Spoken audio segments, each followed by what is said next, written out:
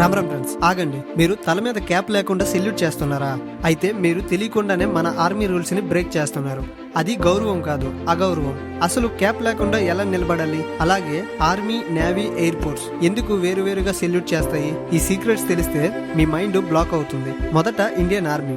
వీళ్ళు అరచేతిని పూర్తిగా ఎదుటి వారికి కనిపించేలా సెల్యూట్ చేస్తారు. దీని వెనక ఉన్న అర్థం ఏమిటంటే, నా చేతిలో ఎటువంటి ఆయుధం లేదు, నన్ను నమ్మొచ్చు అని చెప్పడం. ఒక సోల్జర్ తన ఆఫీసర్ కి లేదా మిత్రుడికి నేను నీ వాడిని అని చెప్పే నమ్మకానికి సింబల్ ఇది. రెండవది ఇండియన్ నేవీ. వీళ్ళు అరచేతిని కిందకు వంచి సెల్యూట్ చేస్తారు. ఎందుకంటే పాత రోజుల్లో నౌకల్లో పనిచేసేటప్పుడు సైనికుల చేతికి గ్రీజు, ఆయిల్ అంటుకుని ఉండేది. ఆ మురికి చేతిని ఆఫీసర్ కి చూపించడం బాగుండదు కాబట్టి ఇలా అరచేతిని కిందకి దాసేసి సెల్యూట్ చేయడం అలవాటుగా మారింది.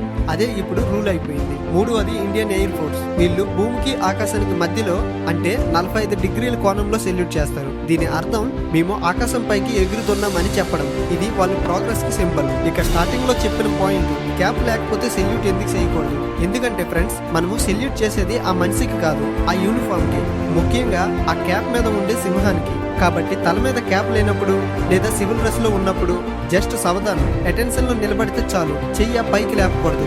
ఇదే పర్ఫెక్ట్ రూల్. ఇన్నాళ్ళు తెలియక తప్పు చేసి ఉంటే పర్లేదు, ఇకపై కరెక్ట్ గా చేయండి. ఈ ఇన్ఫర్మేషన్ నచ్చితే కామెంట్స్ లో గర్వంగా జై హింద్ అని టైప్ చేయండి.